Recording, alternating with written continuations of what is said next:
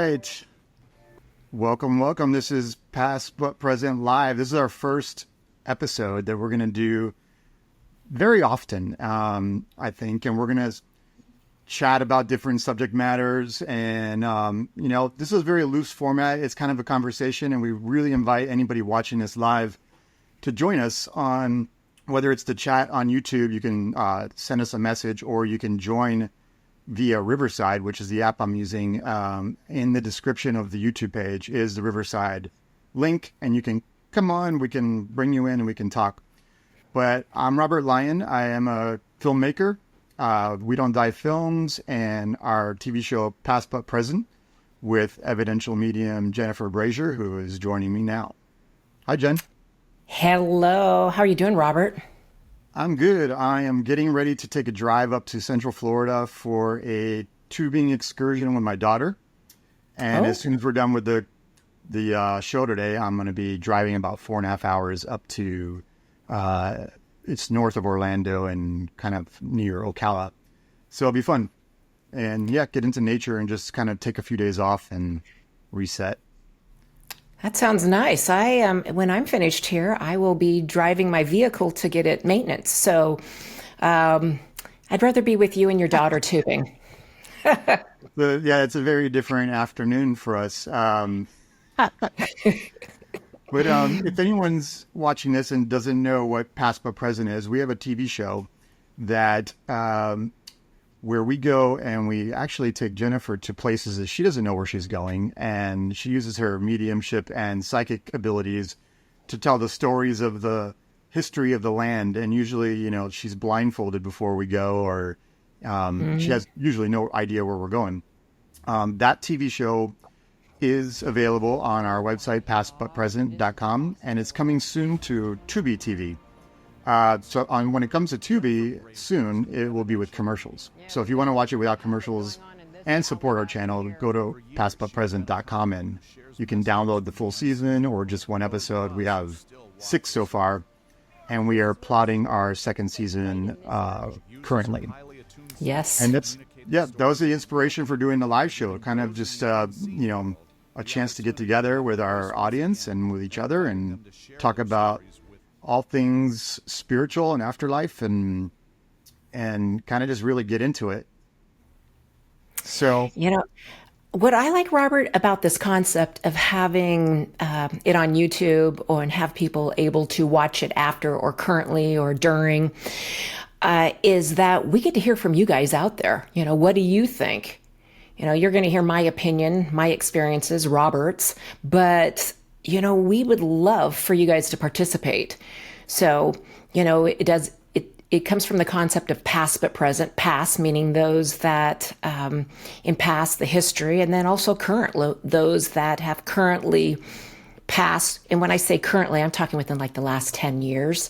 So the topics that we will be exploring, there'll be guests that we'll be bringing on, and our opinions are just our opinions. So we're not here to sword fight over the fact that somebody believes one thing and somebody believes another. It's just having an open mind and an open heart to possibility that there's other concepts, there's other ideas. So I'm looking forward to seeing where this goes. I'm looking forward to participating in it, and also working alongside you, Robert, again. I really enjoy that. Well, we have a few people signed on since we started, and if you missed a message at the beginning and you want to participate live with us on video, just click on the link in the description of the YouTube channel for the Riverside link, and that'll bring you into our room here. But if you don't want to appear, that's fine too. You can also just text us in the chat box, question or comment. Let us know you're out there. Let us know if we sound good and that the stream is working. This is our first time doing this, so bear with us, but I think it's going pretty smooth so far. I think, I hope. But anyways, this is our episode today is called What is the Soul? And this is a question that I often ponder, because I have a hard time grasping what's the difference between our soul and our spirit and our self, our mind. And I think there's different ways of looking at that. And that's what this is about. So I have some questions for Jen because, I really want to pick your brain, Jen, coming from an evidential mediumship side, someone that's aware of the spirit world. Have you had messages that help you define what is the soul or the spirit? So my first question, I'm going to just bring it up so we can all see it, is what is the essence of the soul according to your experiences and connections with the spirit world? Wow, what a great question. And before I kind of go into this question here is, Robert, you're not alone. When I started out on my journey, and was I a medium? I didn't know what I was. I was just a girl that simply had a thirst and interest in understanding a little bit more about the afterlife. I want to know where I came from before I came here.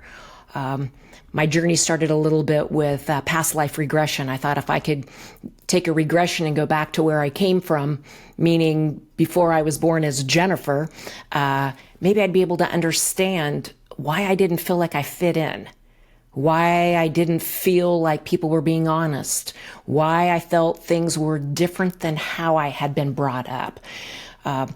And this, I'm going to use the word thirst because I couldn't get enough of it. This journey, thankfully, brought me to a place that I got to study with, if I want to call them spiritual individuals, those that have had the experience of working with the afterlife, working with our loved ones. And when I was able to be a part of a community, I felt like I belonged. Now, that doesn't mean I didn't have girlfriends when I grew up, or I didn't have relationships and all that kind of fun stuff, but I never felt like I don't know if anybody else has ever felt that. It's just like you can be in a room with people and you all have, you're all the same age, you're doing the same thing, and I'm bored. I didn't want to be there. I felt lonely. I don't know if anybody else has ever had that, but if you have, I'd love to hear how you handled it or if you're still in that space or that place.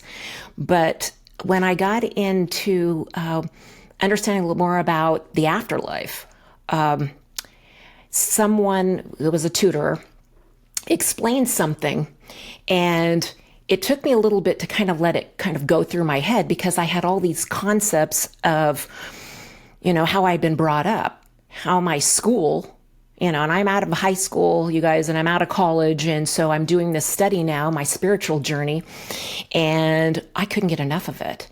But when this one tutor spoke about the vastness of our soul, I was like, I need to understand, what is the soul? What is the soul? So everybody has an opinion, and everybody has maybe believe, or you may, agree, and some people won't agree. But before I know, and I'm just rambling here, but I want to kind of set the foundation on this. And I ended up going to a school.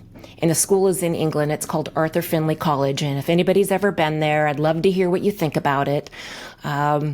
It is a the spiritual union, the National Union, owns this incredible, I'm going to call it a castle. There's no other way to describe it. And that's where tutors from all over the world come and spend time with individuals that are curious about their abilities. And it's all different classes. And we, as a group of students, there was 100 of us, we had to go sit in a room called the sanctuary. And if you've been there before, I'd love to hear what you think about the sanctuary and the beautiful windows and just the sense that you get when you walk in that place. But we were to sit in there, and we were to attune, and we were to allow our spirit to connect with our higher self and to the unseen world. No one told me what the spirit was or what my higher self was, and I didn't know what attuning was. So I went there for my entire course, had no idea what the heck I was doing. So I didn't feel I could ask anybody. I was like, and you know what, that's me being ignorant, that's probably being selfish. I probably should have raised my hand and said, what does this mean? So I love that we're starting our very first episode talking about this, because if anybody else is out there that is curious, what's the difference between our spirit and our soul our higher self, the universe. I mean, there's all different words that we can use here. I had to comment on something that happened recently in Miami when we had our Miami event with Philip Dykes and Carrie McLeod, also evidential mediums from the UK. And they were doing a sitting in the power meditation where we were all in the room in the dark, and it was before the workshop started. And I was literally in my mind seeing my body and myself across the room from like another perspective. So I was deep in meditation, and I just literally saw a picture of myself on the other side of the room sitting here with my head down. And I felt like it was different. You know, it was like, maybe it's the higher self, maybe it's the soul looking down on, Robert Lyon sitting in this, trying to make sense of everything. But it wasn't just like a picture, because I like felt like something for myself. It's kind of hard to explain, but I felt like that love for myself from this other point of view. I thought that was really fascinating. I haven't, told anybody about that until just now, but it was a pretty incredible experience. So yeah, I mean, I think I'm onto something there. Maybe, I don't know.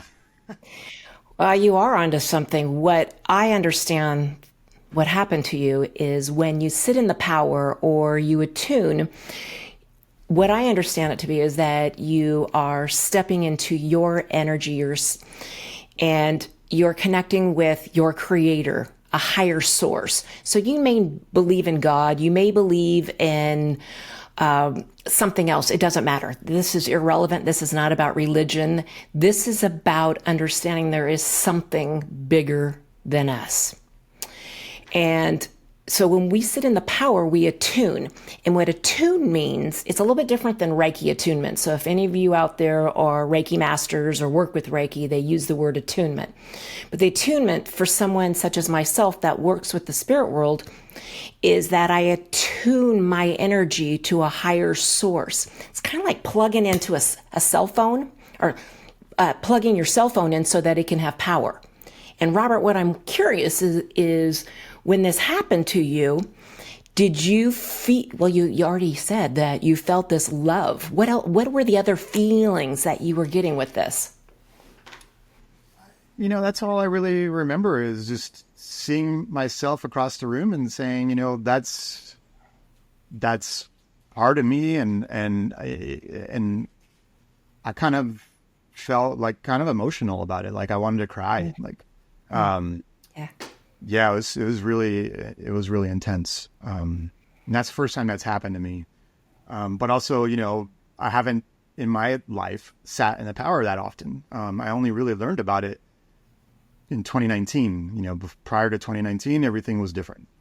So I'm growing and learning with you guys, with all the mediums and that I've been working with, and doing the documentary about Phil and Carrie, learning so much and learning to recognize so many things. And when I look in kind of hindsight at the dreams that I had when I was a kid, they're so vivid that I can still remember them as if they happened last week.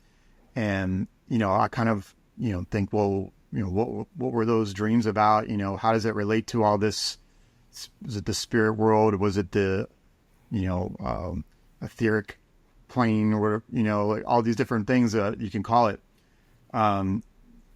It wasn't just a dream. Like, I've had dreams of like my grandmother coming, or my grandfather coming in, and his face talking to me in this room for like an hour, saying everything's going to be fine.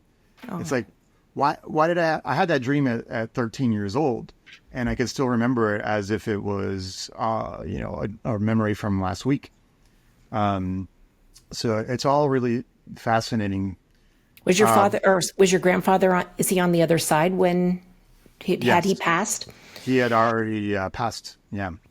So it was like the day of or the night of. Oh, wow. Okay. So what I understand that to be is a visitation. Right. That his soul connected with your soul. Mm-hmm. And the best way he knew or he could relate or communicate to you is you seeing him in your mind's eye or in your head. Mhm. And him letting you know through his words or his feelings that everything was going to be all right is exactly what so many individuals that their loved ones have left them, they feel that. So I don't know if anybody else has ever had a visitation from their loved one, and it could have happened, 30 years ago, or it happened, 30 days ago. But a visitation is very clear and you'll never, ever forget it. And they're lovely. Yeah. I've had several of them. Yeah, they're amazing. So before we move on with this topic, the question I just asked, I interviewed evidential medium Dominic Bogue from Scotland. Yes. And last week, and I put it out as a little mini series on YouTube. And I just want to play a clip from that because it pertains to this this topic. And here He's an amazing medium, you guys. Amazing. Here we go. Where is the soul? What is the soul? I believe us as a living human being in this physical body, we are the soul. We are a soul. We are a soul as a living individual in this vessel, if you would, in this meat suit that we call the physical body. So when we are first born, when we come into this world and we take our first breath, that's when our soul is born. And as we grow, whether we are here for 10 minutes or 10 years or maybe even 50 years, as we grow as an individual, our soul grows with us. So as much as I am Dominic and I identify as Dominic and I identify as myself as an individual, I am actually being given that opportunity to live through having a soul. Wow. I just love Dominic. I love his personality. He's such a nice person, and I love his accent. So do I. But there's more to come from that. So I'd like to go on to our next topic with what is the soul? And the question is, how do spirits describe the journey and evolution of the soul from one life to the next? So I want to make sure that I want to give a little bit of definition to what words mean, because going back to what is a spirit, what is a soul, what is the higher self, some of those words are interchangeable, but they all mean something different to me. So the soul, exactly like Dominic said, is that the soul is something that becomes alive inside of my physical body. So what you see right now is just, as he said, a meat sack. I'm not sure if I'd use those words, but yeah, a meat suit. But my soul lives within Jennifer right now. And so when I take my last breath, my soul will leave my body and it will go back home. That's my understanding. Now, my spirit is my connection as I sit here with you all right now to my creator, when I want to say my connection to the universe. Now, those are my words. You may have other words that you use. So the spirit and the soul, to me, mean two different things.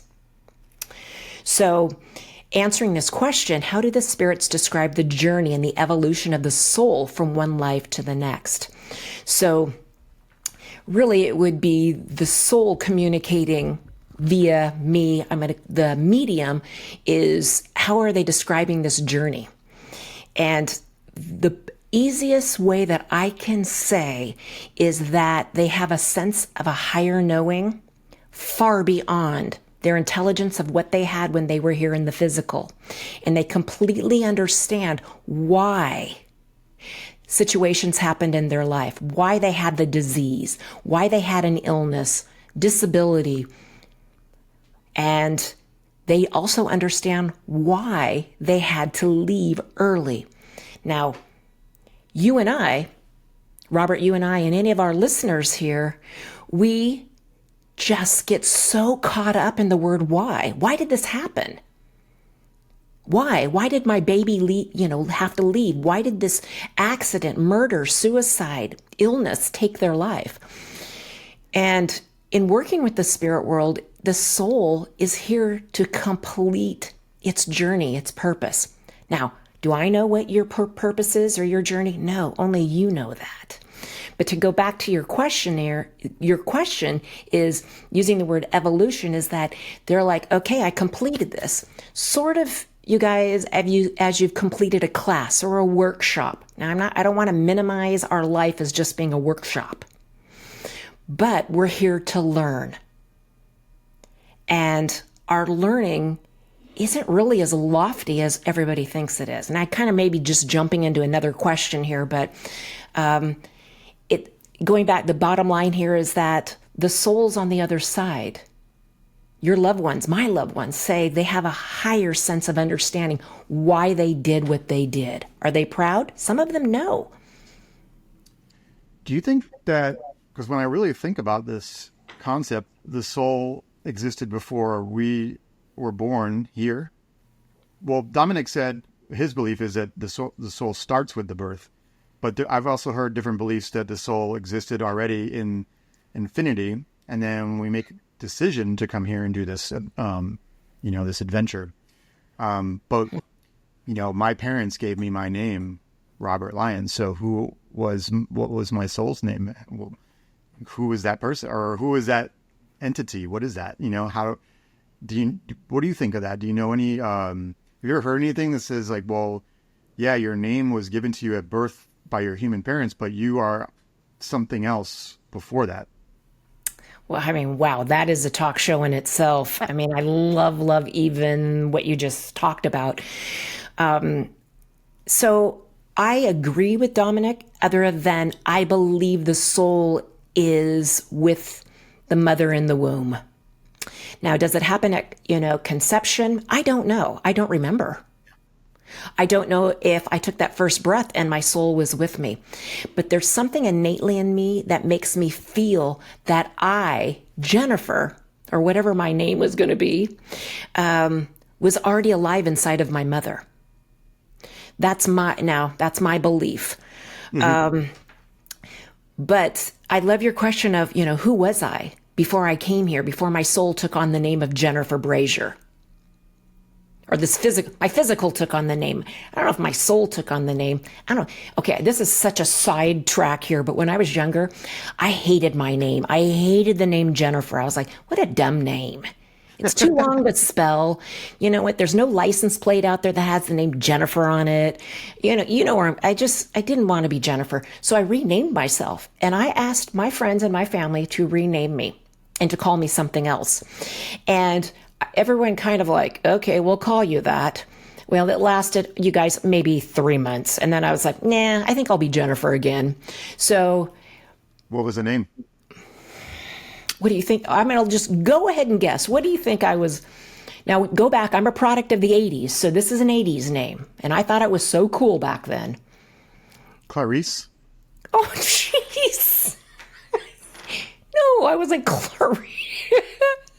I love Jodie Foster, though. I probably would have liked Jodie. No, it was Heather. Oh, cool. How boring. I mean, sorry for any of you Heathers out there, but yeah, I wanted to be something else. So I'm curious now that I realize that I am Jennifer, but I get to be different versions of Jennifer in this lifetime. And what I mean by that is that if I want to be the medium, I pursued that. If I want to be a police officer, I pursued that. If I wanted to be a gymnast, I didn't pursue that. But where I'm going with this is that we have choices, we have options. And so our name is it's just a name. It's just a product of our family, our culture, more than likely. So I'd be curious to have all my, and I believe in past lives. I believe that this is not my first rodeo. This is not the first time I've been here. I feel like we are always trying to do it a little bit better. We're here to learn. And so if I don't get it this lifetime, I get another chance if I choose. Now, that could be that's deep, what I just talked about. But going back to the statement of, what our name, who are we? I think in each lifetime we take on the persona of whoever we are, our culture, our religion, schooling. This is really interesting. Our friend, and she's live with us right now in the chat, Roseanne Norris, sent in this question. Roseanne. Hi, Roseanne. I heard that only a part of our soul comes into our body and the rest stays on the other side. That's really interesting. That's an interesting way of thinking. I mean, what do you think about that? Anything's possible, I think. Well, I have heard this before, this concept, or, and someone explained it to me is that, imagine the sea. The sea is of, the depths of water. And that if you to take an eye drop, that is our soul that goes back to our creator. That drop goes back into that massive of sea.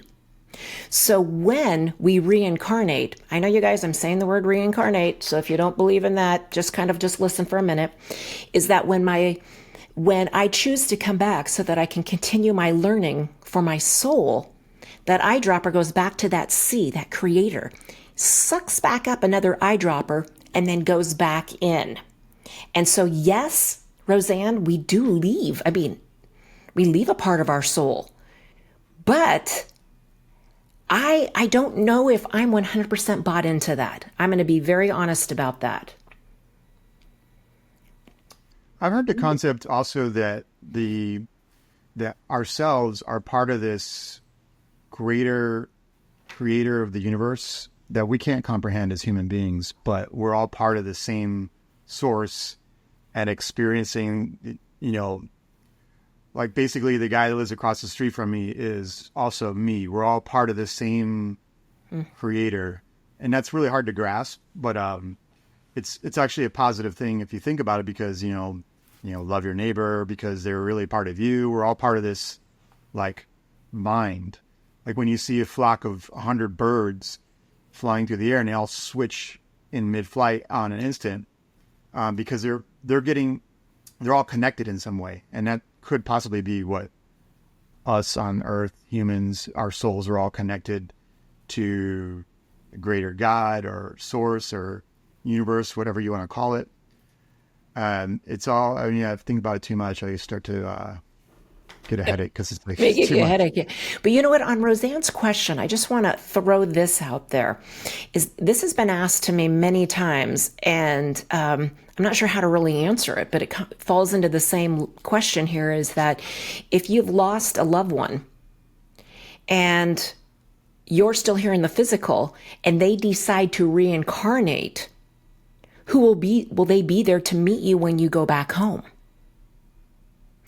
So is it only part of them? I mean, it's a mind bender. I don't remember. That's the beauty of all of this, is that we get what I call amnesia when we're here in the physical. We don't remember what it's like to be back home. Right. So I don't know. I really, you guys, I lean on how it makes me feel, how I kind of play with it a little bit. Like, how does this make me feel? Do I feel icky inside? Or do I feel like, oh my God, this has got to be it? I trust that intuitive piece within me. So I don't know. I just want to throw that out there. Let's do another Dominic clip before we move on to the next question. Okay.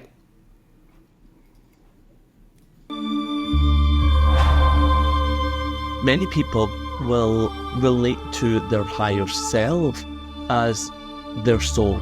And there's two differences. For me, there is Dominic's intelligence as a consciousness, as just a normal person. But then there's that part of Dominic, the soul, that we can also communicate with as well. We could reach into that on the intuition side of things as well. But the easiest way I can say about the soul, for layman terms, if you would, for a better word, is you are a living soul as who you are in this physical body, in this physical state that you call life itself. Wow. He said that very well. Mm-hmm. Very well. Yeah, I really just want to applaud him for what he said because I agree absolutely with that. Anybody that gets a opportunity to go see Dominic demonstrate or take his courses in person should definitely take that opportunity, because it's really great. We have on my YouTube channel, All Things Afterlife, we have a whole demonstration by Dominic there that anybody can watch. What's Dominic's last name? Boag, Boag. Okay. And he's a good friend too. I've known him that long, but he's amazing. So here's the next question. Can you explain the relationship between our current personality and our soul's true nature? Well, I love this question because I teach a class on this. And I believe that we all have come here with a soul purpose, a plan, a destiny. You know, I want to say that there isn't one of us that is worthless or, was a mistake. Our soul came here because it knew it needed to accomplish something. And if it was for 10 seconds or for, like Dominic said, 50 or 100 years, my personality today, who you get with Jennifer right now, 100%, is part of my soul. It is my soul's nature. I'm going to assume that when I go back to the other side and I communicate through another medium, you're going to get this personality. And I'm going to assume that when I come back in another life or another lifetime or a previous lifetime, there were shades of this personality. And what I mean by the personality is probably my likes and dislikes. Now, I don't really remember. This is just what I feel and what I believe. But I want to chime in, and I know that's not part of the question, but you guys, if you don't know what your purpose is, if you don't know why your soul is here, please start that journey. Because living a life that is empty or living a life that you feel has to be for someone else or something else, you're selling yourself a little short. So I didn't mean to jump up on a platform there and say that, but I felt the need. I had to push it out. Okay, that's my personality. You're going to get that too. Well, I suppose I had somewhat of a similar personality as I did when I was young, but I look back at my 20-year-old self and I am not the same person. Yeah, I'm almost 50 now. I am not the same person I was when I was 30. That person's like, that's not me anymore. So I wonder, how that relates to when we cross over and move on. Because I don't particularly miss my 20-year-old self. I think I'm a lot better now than I was when I was 20. But it's weird, right? Because that was me. I mean, that was my experience. That was my life. And now I'm here. I'm like, oh, I don't miss that 20-year-old self. Who cares about that guy? Who cares about the 30-year-old self? When we get to the other side, we're going to be like, well, who cares about the whole thing? I don't know. Well, I believe that, my 18-year-old self, my 25-year-old self, as I progressed in my age, changed because, yes, of what my desires were. And I'm going to go back to my soul, is that when we follow our soul purpose, and how do we know what our soul purpose is what are our values? I mean, if we went back to your 20-year-old self, Robert, your values may be different than they are today. I mean, you own a home, you have a child, you have a business. You may not have had that when you were in your 20s. So that's what I think, how we change, but our values typically stay the same until we have a big life change, such as a child, schooling, divorce. But yes, our personality may change a little bit. And I feel like the personality is just a layer of what the soul is. Now that's I'd love to hear what anybody else would think about that too. I still have I still feel inside as mischievous and rambunctious as I did as a kid, but I just don't act on it like I used to. Like I used to jump trains and do graffiti and steal things. So it's like I always I wouldn't do any of that anymore. But that was like my previous self. I could write a whole book on my childhood going into my 20s. It was like the movie Stand By Me. It was a blast. I wouldn't trade it for the world. But yeah, that's not me anymore at all. It's fun to think back on those memories, though. Our responsibilities change from when we are younger until we're older. And also, our physical body starts to age and we don't have that energy anymore. I'd be curious to watch you jump on a train that's moving. I'd be curious. I could do it. Oh. I could do it today. It wasn't that hard. You just need good running shoes because the train, when it would come by. Wait a minute. Are you kind of teaching people how to jump on a train, a moving train? Yes. Please, disclaimer. Disclaimer. We're going to get a copyright strike or whatever. No, yeah, you would wait for the train to come, and then it would, because where we live, the freight train would come by and be going so slow that if you ran your fastest, it'd be going just a little bit faster, and then you'd reach up and grab on the ladder and hoist yourself up. And we would all ride it. And it would be like 4 or 5 of us guys. And then one day, the train picked up so much speed that we couldn't jump off because we'd usually just ride it for 100 yards. This train took us 8 miles to like the Everglades. And we finally got to jump off. And this is before cell phones. This is before, it was probably beeper time. This was 1992. And we had to walk all the way back. Good. But through tomato fields during a lightning storm. And then we got to a canal. We had to jump in the canal fully clothed with our shoes on and then walk the rest of the way soaking wet. It was a great adventure. Who you are today, almost 50, Robert, how would you... 8 miles of walking through tomato fields, going through the water. You know what? You may enjoy this. I know you're kind of spicy, so I could see you wanting to do this.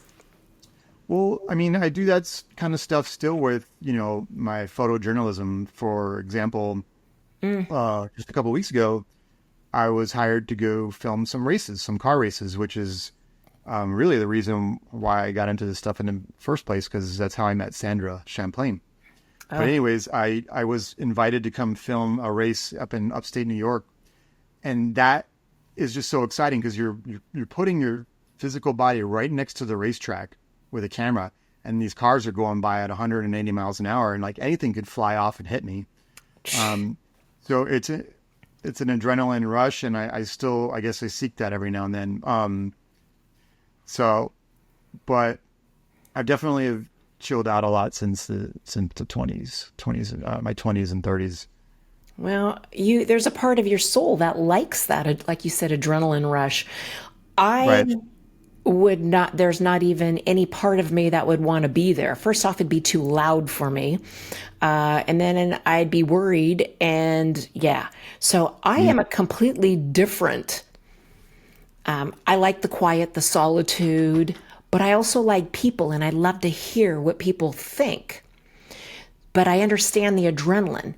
And, I think that we all seek that on some level. Our soul needs that pull. But I think we all do it a little bit different. I've decided in this stage of my life that I'm not doing any kind of gigs in like crazy places, riots or combat zones. Like in my 20s, I covered, riots and things like that. I had rocks thrown at me and I was tear gassed, and all the different. Yeah, I have a photo of myself with a whole gas mask thing on with a camera, and it was awesome. It was so much fun. But now I wouldn't sign up for that kind of stuff. Oh, mercy! I'd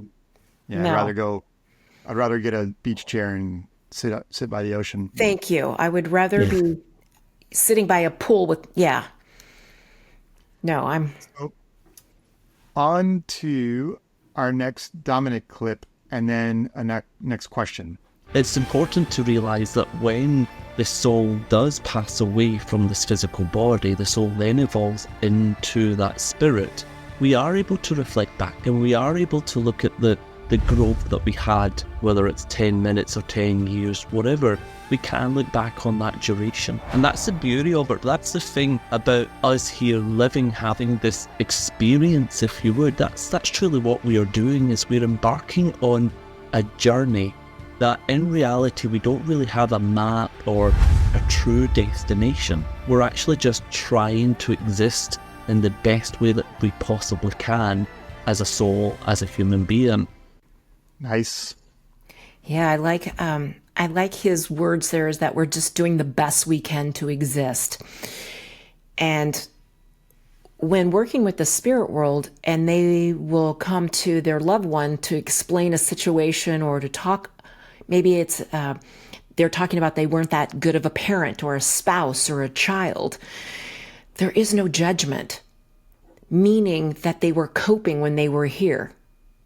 Now you may go, well, I know when that person was in my life, they were downright foul. They were rude. They were mean. They were horrific. And now that they're on the other side, they're just saying they coped. Well, that's kind of an easy way out. Well, kind of tapping into what Dominic said there is that, what's the life conditions with those that are mean? Is it illnesses?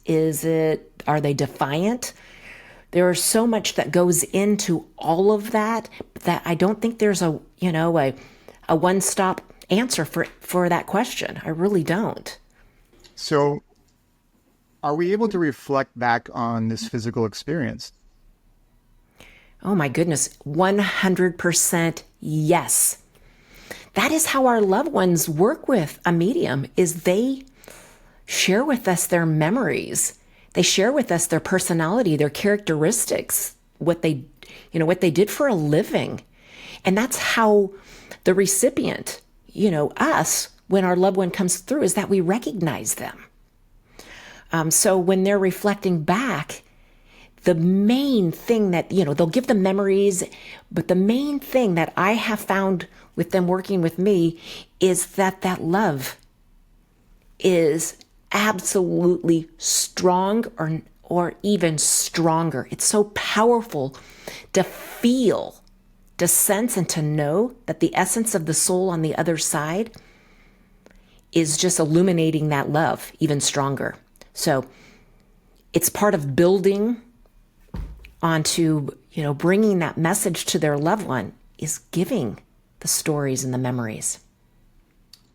And yes, I agree 100%, and I know this is a fact because I've had loved ones come to me through readings given by you and Phil or Carrie or Scott Milligan, or, all these great mediums that I've become friends with. And, these stories that, like my grandfather tells me through the medium proves to me that, yes, they are totally aware of the whole physical experience and remember every detail and can share those memories with us, so we know it's them. And that's incredible. I really feel bad when people just they don't want to listen, that are atheists, or they don't believe in life after death, or they think that mediumship is negative. It's crazy, because it's such a great thing to have. Everybody should seek it out and hear from their loved ones through mediumship, and also just sitting in the power of meditation. You don't even necessarily need someone to tell you these things. You can go sit in the dark and get the messages yourself if you're open to it. I think that's part of what our soul's journey is, Robert, is that some of us aren't open to that because of maybe how they were brought up, and it could be religious or schooling, or who knows. They don't want anyone to see that they are sensitive. And I'll tell you personally from my side is that I'm extremely sensitive. And when I was younger and growing up, it's like I would do things to not let my sensitive side show. And, now that I'm older, and it's like, I I got to be who I am. And so I don't know if anybody else tried to be a poser or tried to be something they weren't because they wanted to fit in with their friends or their family or even relationships. I mean, spouses. It's like you pretend to be something you're not until you can't do it anymore. Right. And that's where, as soon as we start to live, authentically, and we come from that place of, I know this sounds so, big and lofty, but we come from that place of love, doing it for the right reasons, treating people the way we want to be treated. Then our soul ignites, it expands. And that's why we're here. Honestly, it's why we're here. So. Yep, I agree 100%. That's why, that's why we do what we're doing. That's why we're doing this show. Something, nudged me to doing this. I'm not a TV host or a reporter. I'm a behind the scenes guy. I'm very shy in front of people. So for me to do this and go live on YouTube, there was something nudging me this way, and I got the message and I'm doing it.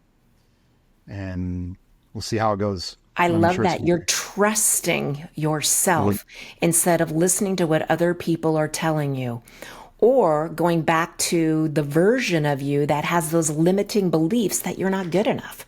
Like, what if? What if you say something that people laugh at? What if? Who cares? No, I always say, like, who wants to watch, me on camera? Like, well, who doesn't want to? I mean, who doesn't? But it's me. That's so, like, I always think, like, why would anyone want to watch me? You know what? I totally understand. It's like, why would people want to work with me? But this is beyond you and I. That's that ego part of us, that, that left side of our brain that says, okay, don't do this because what if you fail? What if you say something stupid? What if people have rude comments about you? You know what? Again, when you get to a place in your life and you're just like, I don't really care what people think about me anymore. And I know that sounds really like way out there, but I really don't care. And if somebody has something foul to say, I don't know why I'm using the word foul today. It reminds me of a bird. But if somebody says something negative, it's just like, I'm not going to own that energy anymore. As long as I know that I'm not doing it intentionally. And you guys, man, when people are telling you you can't do something, they're limiting themselves, and that they're just projecting that on you. So we've got another question from the chat. Why does religion discourage or even ban communicating with spirit? And that's from Roseanne. This is a great one. This is something that I love to talk about. You go ahead. I've got a strong answer for this one, so I'd love to hear what you have to say, Robert. Well, I think it's because the people in power want to stay in power. This goes all the way back to, 2,000 years ago, or maybe even earlier. But what better way to keep the gold and the riches and the power than, through the power of religion and, kind of forcing people to believe a certain way. So why would they want us to, have all this knowledge and enlightenment when it's easier for us to just step in line and do what we're told and believe a certain thing? That's kind of my take on it. I agree with you on that. I feel that fear is easier for people to react than love. So my opinion is that certain religions will discourage or tell you you're going to hell, or that there's demons, or all sorts of really scary stuff that'll happen if you talk to your loved ones. Now, I have yet to ever in my work ever be aware of that because I don't believe in it. Now, I believe that also religions, in going back, if it is 2,000 plus years, is that they had limited knowledge. And what they heard from the person next door became the word. Now, I don't know if any of you are in the United States or maybe another country right now, but we are in the throes of an election. And the commercials and any sort of little blurps that are out there, they're all negatively fueled. Because we would rather hear something negative about someone than something positive. Now think about that. Gossip. Go back to, the person called, did you hear? Now, how many people have ever got the call, let me tell you what she did, it was so nice. You rarely hear that. So going back to religion, in that concept there is that, they were trying to hold their band together. And so if you did not stay within the band or that construct of what their belief was, you were exiled. So it goes back to like the Mean Girls. Think about that. The concept of the mean, they say there's 4 or 5 girls and they just gossip. And if you're not wearing the right clothes and you're not doing the right thing, then you can't be a part of that. They don't want anything to do with you. It's the same thing. And I totally disagree with it. It's horrible. It's a horrible way for people to think our world is, or their life. So great question, though. Yep. Thanks, Roseanne. Thanks for sticking around. And we're going to wrap it up pretty soon here so I can go tubing in Central Florida. So I can go get my car to get worked on. Thank you very much, Robert. I've got one more Dominic clip, if you don't mind. Yes, and I have one last thing to say at the end, too, before we leave. Yep, a couple more things. Okay. Here's Dominic for the last video. I'm a very simple thinking person. I've never been to the spirit world per se and died. I don't have the physical answers. What I do have is experience, and I certainly believe I'm intelligent enough to know that there's a bigger picture. I don't know that bigger picture, and I think it's important for a lot of people to not try to focus on that bigger picture, because there's a lot of things that within the universe, the divine, the spirit world, whatever you want to call it, I truly believe there's a lot of things that we're not supposed to know in this physical attribute until we actually get to more the spirit side of life. Wow. What do you think? Oh, I agree exactly with what he said there. If we get so caught up on trying to understand an answer that we're never going to know. You're going to get opinions, and you're going to get, a scientist will tell you this. You've had somebody that's had a near-death experience will tell you this.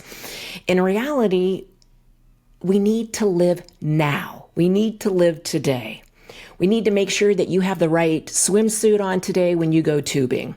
I have to make sure that I bring a book with me to read when I go to get my car worked on. We have to live in the now. If not, we're out way out there. And has any of you ever met anybody that they are so way out there that they can't even work in the basic everyday world?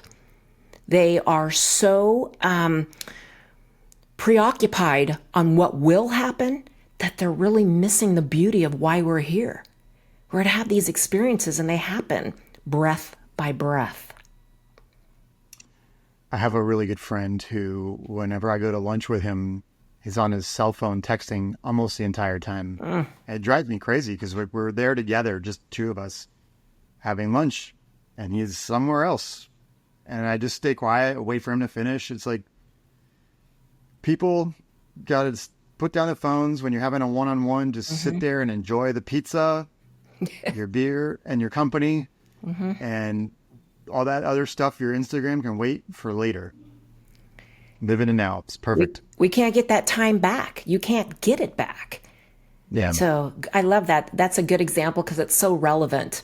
I travel quite a bit, and this is what I see walking through the airports, walking anywhere I'm at. People are just looking down. They're not looking up. They're not seeing the sky. They're not seeing the people around them. We have to live now. If you notice, well, you were in Europe recently, you notice the older people will sit in the piazzas and the squares, and they'll just be sitting there with a beer with nothing in their hands, just watching the world go by.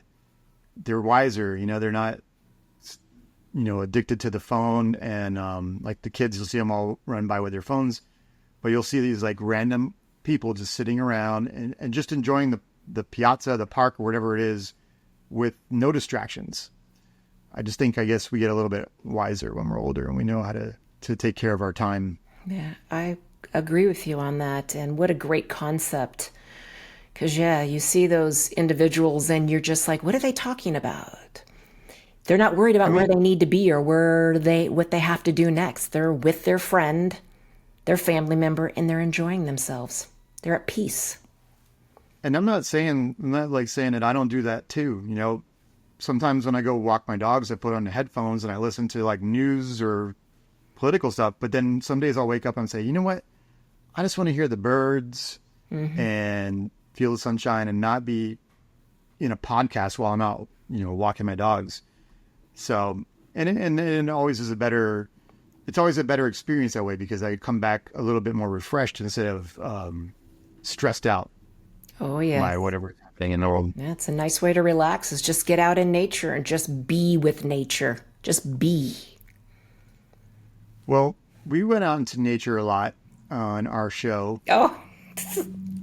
Past but Present. Little plug here. So if you haven't seen it already, please go to Past but Present and you can download or rent our series. It is coming to Tubi TV soon, and it will be free there, but with commercials. And I don't like to watch commercials, so I'd rather just buy it. But also you're supporting us because we want to put out another season, and we do this without the backing of a Hollywood producer or budget. It's a very grassroots kind of program. And we really are happy with the way our first season came out. So we hope you watch and enjoy. And then if you don't mind, like and subscribe to our channel if you haven't already. And because we really want to build this live show over the next few months to years, see where it takes us. And I think that's about it for today. All right, guys. Bye. Have a great day. We love you. Bye, you guys. Bye.